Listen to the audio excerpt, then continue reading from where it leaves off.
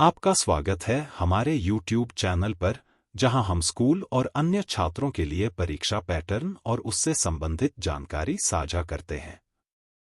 इस वीडियो में आपको मिलेंगे चुनावी राजनीति के सभी महत्वपूर्ण टॉपिक्स जो आपकी परीक्षाओं में एवं आपके ज्ञान को बढ़ाने काम आएंगे। हमारे वीडियो में आप पाएंगे चुनावी राजनीति की मूलभूत समझ। हम चुनावी राजनीति के इतिहास, उसकी प्रक्रियाओं और महत्वपूर्ण घटनाओं पर विस्तृत व्याख्यान प्रस्तुत करेंगे।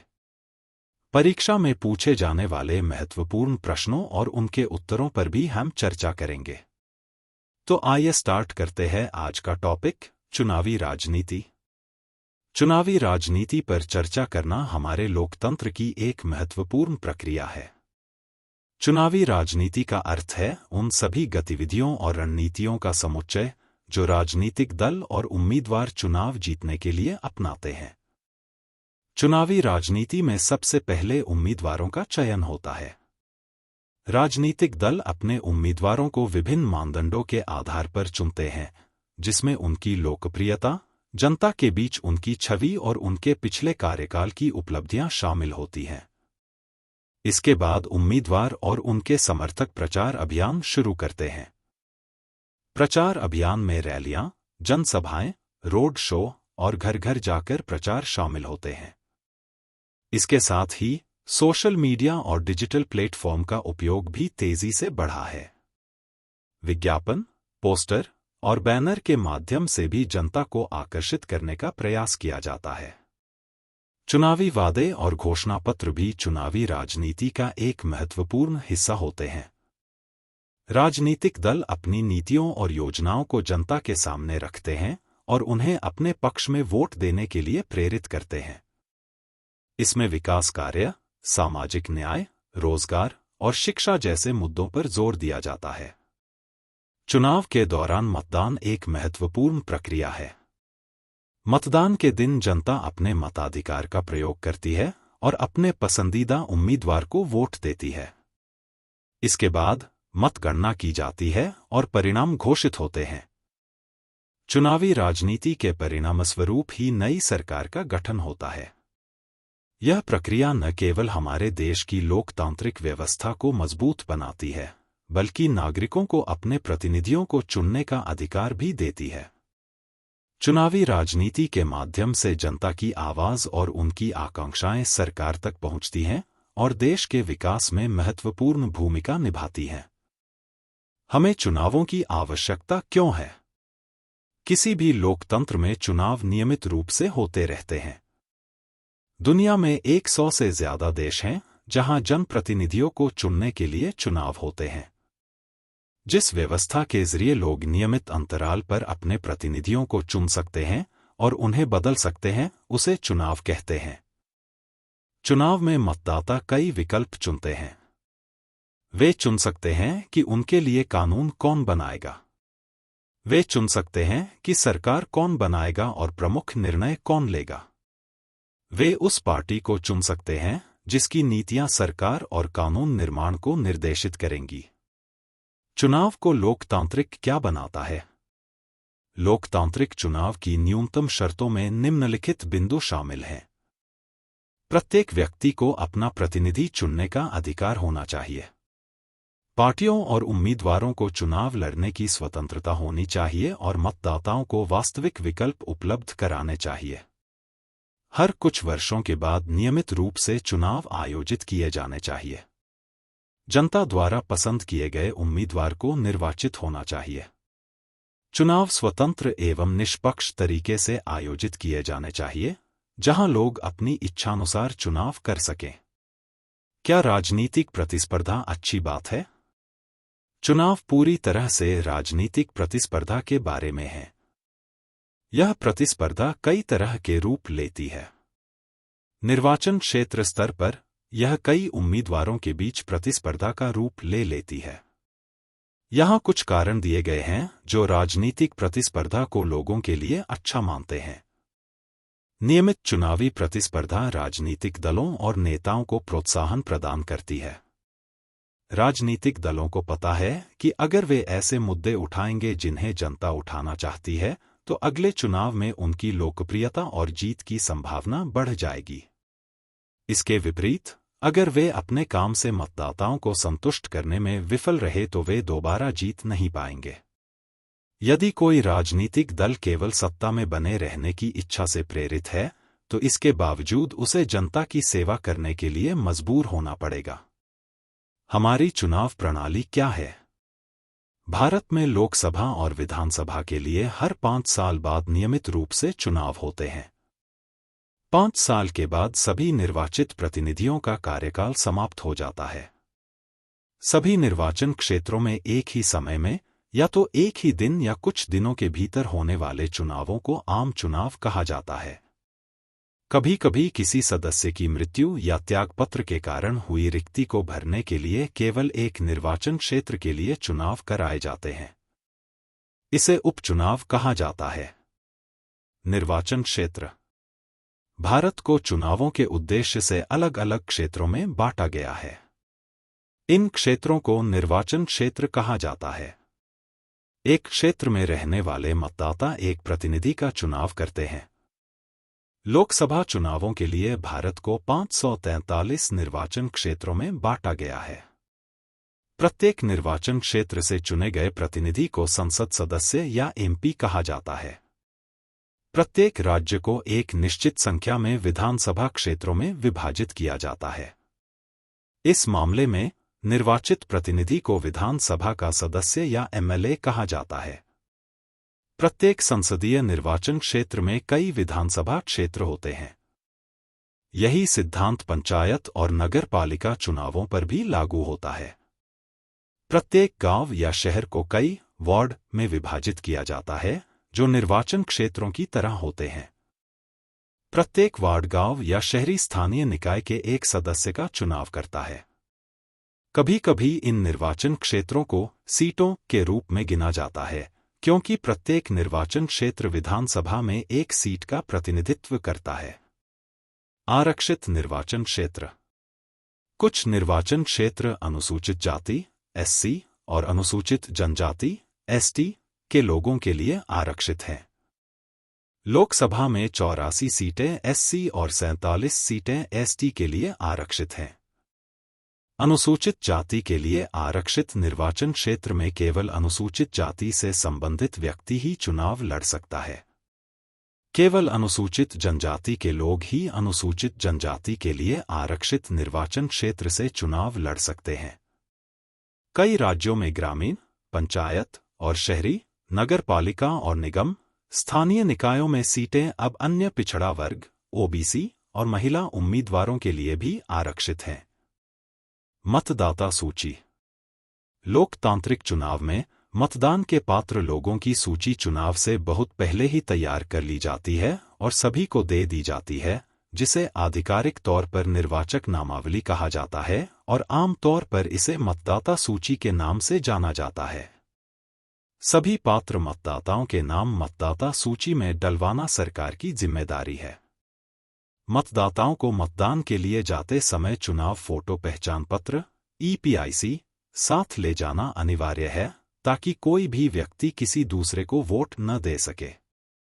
लेकिन मतदान के लिए अभी भी यह कार्ड अनिवार्य नहीं है, क्योंकि मतदाता पहचान के कई अन्य प्रमाण दिखा सकते हैं, जैसे राशन कार्ड या ड्राइविंग लाइसेंस। उम्मीदवारों का नामांकन। कोई भी व्यक्ति जो मतदाता हो सकता है, वह चुनाव में उम्मीदवार भी बन सकता है। उम्मीदवार की आयु कम से कम 25 वर्ष होनी चाहिए। चुनाव लड़ने की इच्छा रखने वाले प्रत्येक व्यक्ति को एक नामांकन फॉर्म भरना होता है और सुरक्षा जमा के रूप में कुछ पैसे देने होते हैं। उम्मीदवार को एक कानूनी घोषणा करनी होती है, जिसमें निम्नलिखित का पूरा विवरण दिया जाता है। उम्मीदवार के खिलाफ गंभीर आपराधिक मामले लंबित हैं। उम्मीदवार और उसके परिवार की परिसंपत्तियों और देनदारियों का विवरण और अभ्यर्थी की शैक्षिक योग्यताएं। यह जानकारी जनता को उपलब्ध कराई जाती है, ताकि मतदाता उम्मीदवारों द्वारा दी गई जानकारी के आधार पर अपना निर्णय ले सके। चुनाव अभियान। चुनाव अभियान इस बारे में स्वतंत्र और खुली चर्चा के लिए चलाए जाते हैं कि कौन बेहतर प्रतिनिधि है और बदले में कौन सी पार्टी बेहतर सरकार बनाएगी। भारत में चुनाव अभियान उम्मीदवारों की अंतिम सूची की घोषणा और मतदान की तारीख के बीच 2 सप्ताह की अवधि के लिए चलते हैं। इस अवधि के दौरान उम्मीदवार अपने मतदाताओं से संपर्क करते हैं, राजनीतिक नेता चुनावी सभाओं को संबोधित करते हैं और राजनीतिक दल अपने समर्थकों को जुटाते हैं।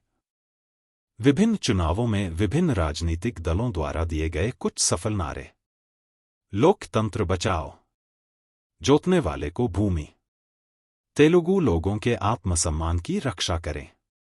भारत के चुनाव कानून के अनुसार कोई भी पार्टी या उम्मीदवार मतदाताओं को रिश्वत देना या धमकाना, जाति या धर्म के नाम पर उनसे अपील करें। चुनाव अभियान के लिए सरकारी संसाधनों का उपयोग करें। लोकसभा चुनाव में एक निर्वाचन क्षेत्र में 25 लाख से अधिक अथवा विधानसभा चुनाव में एक निर्वाचन क्षेत्र में 10 लाख से अधिक व्यय करना। अगर कोई राजनीतिक दल ऐसा करता है तो उसका चुनाव न्यायालय द्वारा खारिज किया जा सकता है। कानून के अलावा हमारे देश में सभी राजनीतिक दलों ने चुनाव प्रचार के लिए एक आदर्श आचार संहिता पर सहमति जताई है। इसके अनुसार कोई भी पार्टी या उम्मीदवार निम्न कार्य नहीं कर सकता: किसी भी पूजा स्थल का चुनाव प्रचार के लिए उपयोग न करें। चुनाव के लिए सरकारी वाहनों, विमानों और अधिकारियों का उपयोग करें। चुनाव की घोषणा हो जाने के बाद मंत्री किसी भी परियोजना की आधारशिला नहीं रखेंगे, कोई बड़ा नीतिगत निर्णय नहीं लेंगे या सार्वजनिक सुविधाएं प्रदान करने का कोई वादा नहीं करेंगे। मतदान और मतों की गिनती। जिस दिन मतदाता अपना वोट डालते हैं या मतदान करते हैं उसे चुनाव दिवस कहा जाता है। मतदान निम्नलिखित तरीके से किया जाता है। प्रत्येक व्यक्ति जिसका नाम मतदाता सूची में है वह निकटवर्ती मतदान केंद्र पर जा सकता है। जब मतदाता मतदान केंद्र के अंदर जाता है तो चुनाव अधिकारी उसकी पहचान करते हैं, उसकी उंगली पर निशान लगाते हैं और उसे वोट डालने की अनुमति देते हैं। प्रत्येक उम्मीदवार के एक एजेंट को मतदान केंद्र के अंदर बैठने की अनुमति होती है ताकि यह सुनिश्चित किया जा सके कि मतदान निष्पक्ष तरीके से हो। बैलेट पेपर एक कागज का टुकड़ा होता है जिस पर चुनाव लड़ने वाले उम्मीदवारों के नाम, पार्टी के नाम और चुनाव चिन्ह अंकित होते हैं। पहले बैलेट पेपर का इस्तेमाल होता था। आजकल वोट दर्ज करने के लिए इलेक्ट्रॉनिक वोटिंग मशीन (ईवीएम) का इस्तेमाल किया जाता है। मशीन उम्मीदवारों के नाम और पार्टी के चुनाव चिन्ह दिखाती है। मतदाता को बस उस उम्मीदवार के नाम के सामने वाला बटन दबाना है जिसे वह अपना वोट देना चाहता है। मतदान समाप्त होने के बाद सभी ईवीएम को सील कर दिया जाता है और सुरक्षित स्थान पर ले जाया जाता है। कुछ दिनों बाद सभी ईवीएम खोली जाती हैं और प्रत्येक उम्मीदवार को मिले मतों की गिनती की जाती है। किसी निर्वाचन क्षेत्र से सबसे अधिक मत प्राप्त करने वाले उम्मीदवार को निर्वाचित घोषित किया जाता है। भारत में चुनाव लोकतांत्रिक क्यों है? 1. स्वतंत्र चुनाव आयोग। भारत में चुनाव आयोग (ईसी) द्वारा चुनाव कराए जाते हैं। मुख्य चुनाव आयुक्त (सीईसी) की नियुक्ति भारत के राष्ट्रपति द्वारा की जाती है। चुनाव आयोग स्वतंत्र है और उसके पास कई तरह की शक्तियां हैं। चुनाव आयोग चुनावों की घोषणा से लेकर परिणामों की घोषणा तक चुनावों के संचालन और नियंत्रण के हर पहलू पर निर्णय लेता है। यह आचार संहिता को लागू करता है तथा इसका उल्लंघन करने वाले उम्मीदवार या पार्टी को दंडित करता है। चुनाव अवधि के दौरान चुनाव आयोग सरकार को कुछ दिशा निर्देशों का पालन करने, चुनाव जीतने की अपनी संभावनाओं को बढ़ाने के लिए सरकारी शक्ति के उपयोग और दुरुपयोग को रोकने या कुछ सरकारी अधिकारियों को स्थानांतरित करने का आदेश दे सकता है। चुनाव ड्यूटी पर रहते हुए सरकारी अधिकारी सरकार के नहीं बल्कि चुनाव आयोग के नियंत्रण में काम करते हैं। 2. लोकप्रिय भागीदारी। चुनाव प्रक्रिया की गुणवत्ता को लोगों की भागीदारी देखकर भी परखा जा सकता है। चुनाव में लोगों की भागीदारी को वोटर टर्नआउट के आंकड़ों से मापा जाता है। टर्नआउट से पता चलता है कि कितने प्रतिशत योग्य मतदाता वास्तव में वोट डालते हैं। भारत में गरीब, अशिक्षित और वंचित लोग अमीर और विशेषाधिकार प्राप्त वर्गों की तुलना में अधिक अनुपात में मतदान करते हैं। भारत में आम लोगों का मानना है कि चुनावों के माध्यम से वे राजनीतिक दलों पर अपने अनुकूल नीतियां और कार्यक्रम अपनाने के लिए दबाव डाल सकते हैं। पिछले कुछ वर्षों में चुनाव संबंधी गतिविधियों में मतदाताओं की रुचि बढ़ती जा रही है। 3. चुनाव परिणाम की स्वीकृति। चुनाव की स्वतंत्रता और निष्पक्षता की अंतिम परीक्षा चुनाव का परिणाम है। भारत में सत्तारूढ़ पार्टियां राष्ट्रीय और राज्य स्तर पर नियमित रूप से चुनाव हारती रहती हैं। अमेरिका में कोई मौजूदा या वर्तमान निर्वाचित प्रतिनिधि शायद ही कभी चुनाव हारता है। भारत में लगभग आधे मौजूदा सांसद या विधायक चुनाव हार जाते हैं। जिन उम्मीदवारों के बारे में ज्ञात है कि उन्होंने वोट खरीदने के लिए बहुत अधिक धन खर्च किया है तथा जिनके आपराधिक संबंध ज्ञात हैं, वे प्रायः चुनाव हार जाते हैं।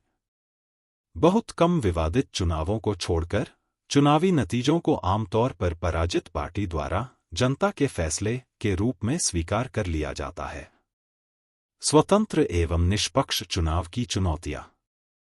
भारत में चुनाव अनिवार्य रूप से स्वतंत्र और निष्पक्ष होते हैं। कभी-कभी यह हर निर्वाचन क्षेत्र के लिए सही नहीं हो सकता है। भारतीय चुनावों में कई सीमाएं और चुनौतियां हैं।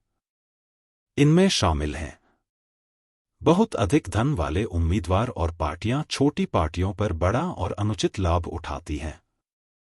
आपराधिक संबंधों वाले उम्मीदवार दूसरों को चुनावी दौड़ से बाहर करने और प्रमुख दलों से टिकट हासिल करने में सफल रहे हैं। टिकटें उनके परिवार के रिश्तेदारों को वितरित की जाती हैं।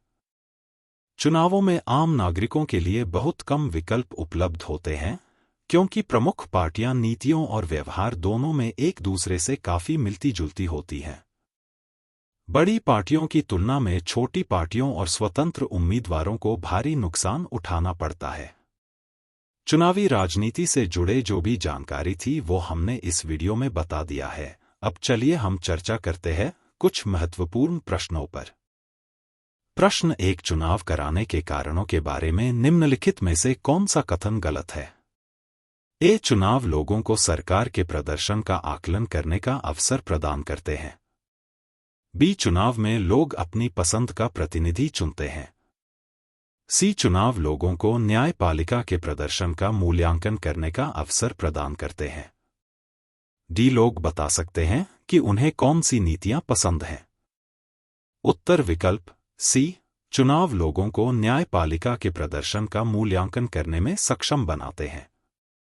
प्रश्न 2, इनमें से कौन सा यह कहने का अच्छा कारण नहीं है कि भारतीय चुनाव लोकतांत्रिक हैं? ए, भारत में विश्व में सर्वाधिक मतदाता हैं। बी, भारत का चुनाव आयोग बहुत शक्तिशाली है। सी, भारत में 18 वर्ष से अधिक आयु के प्रत्येक व्यक्ति को वोट देने का अधिकार है। डी, भारत में हारने वाली पार्टियां चुनावी फैसले को स्वीकार कर लेती हैं। उत्तर विकल्प ए, भारत में दुनिया में सबसे अधिक मतदाता हैं। प्रश्न 3, सुरेखा एक राज्य के विधानसभा क्षेत्र में स्वतंत्र और निष्पक्ष चुनाव सुनिश्चित करने की प्रभारी अधिकारी हैं। बताइए कि चुनाव के निम्नलिखित चरणों में से प्रत्येक चरण में उन्हें किस पर ध्यान केंद्रित करना चाहिए? क, चुनाव अभियान।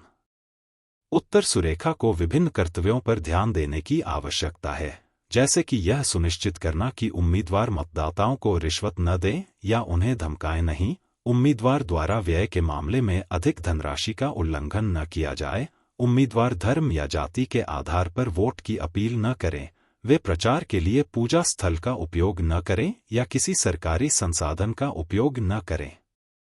ख, मतदान दिवस। उत्तर, उन्हें मतदाता सूची की जांच करनी होगी और मतदाताओं के पहचान पत्र की जांच करनी होगी, बूथ कैप्चरिंग नहीं होनी चाहिए। यह सुनिश्चित करना होगा कि स्वतंत्र और निष्पक्ष चुनाव कराए जाएं। ग, मतगणना का दिन। उत्तर, उन्हें यह देखना होगा कि क्या मतगणना हो रही है, क्या सभी दलों के प्रतिनिधि मतगणना के समय मौजूद हैं, ताकि गड़बड़ी से बचा जा सके। प्रश्न 4, क्या हम इस अध्याय में दी गई जानकारी से निम्नलिखित निष्कर्ष निकाल सकते हैं? इनमें से प्रत्येक के लिए अपनी स्थिति के समर्थन में 2 तथ्य दीजिए। क, भारत के चुनाव आयोग के पास देश में स्वतंत्र और निष्पक्ष चुनाव कराने के लिए पर्याप्त शक्तियां नहीं हैं। उत्तर, भारत का चुनाव आयोग स्वतंत्र और निष्पक्ष चुनाव कराने के लिए पर्याप्त शक्तिशाली है। यह आचार संहिता का उल्लंघन करने वाले किसी भी उम्मीदवार या पार्टी को दंडित करता है। चुनावों में सरकारी अधिकारी सरकार के अधीन नहीं, बल्कि चुनाव आयोग के अधीन काम करते हैं। ख, हमारे देश में चुनावों में जनता की भागीदारी उच्च स्तर पर होती है।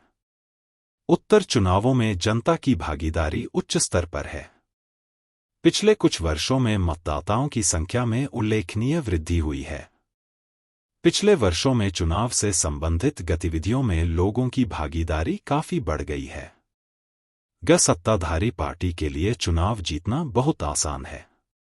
उत्तर, सत्ता में बैठी किसी भी पार्टी के लिए चुनाव जीतना निश्चित रूप से आसान नहीं होता। वर्तमान में जो पार्टी सत्ता में है, वह नियमित रूप से चुनाव हारती रहती है। जो उम्मीदवार अधिक धनराशि खर्च करने को तैयार होते हैं, वे चुनाव हार जाते हैं। हमारे चुनावों को पूरी तरह स्वतंत्र और निष्पक्ष बनाने के लिए कई सुधारों की आवश्यकता है। उत्तर, हमारे चुनावों को पूर्णतः स्वतंत्र एवं निष्पक्ष बनाने के लिए सुधार आवश्यक हैं। यह सुनिश्चित करना कि चुनावों में स्वतंत्र और छोटी पार्टियों को नुकसान न हो।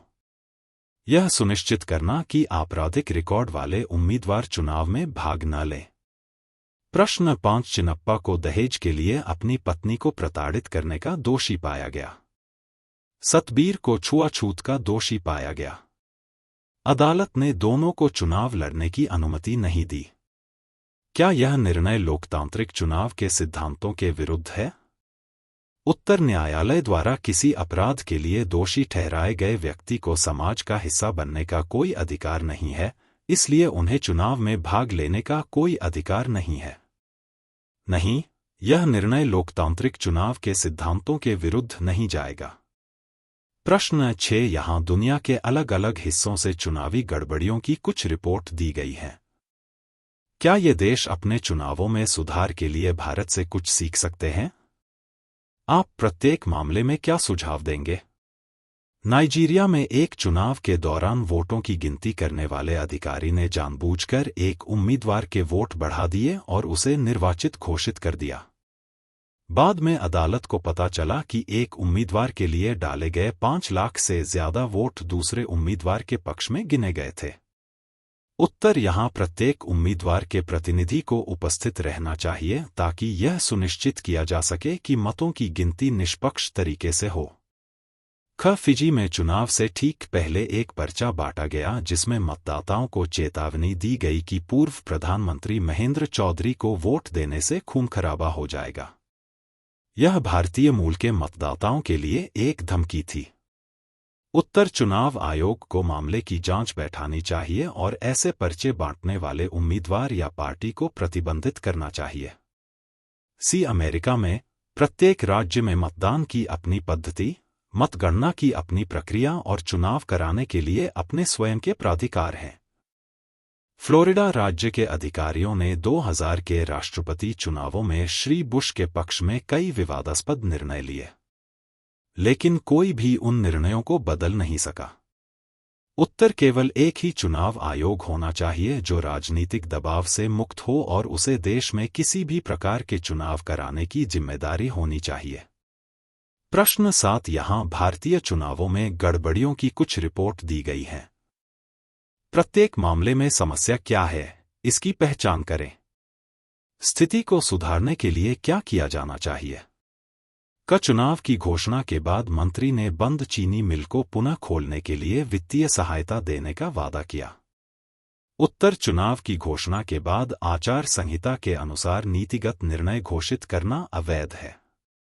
चुनाव आयोग को मंत्री पर कार्रवाई करनी चाहिए। ख, विपक्षी दलों ने आरोप लगाया कि दूरदर्शन और आकाशवाणी पर उनके बयानों और अभियान को उचित ध्यान नहीं दिया गया।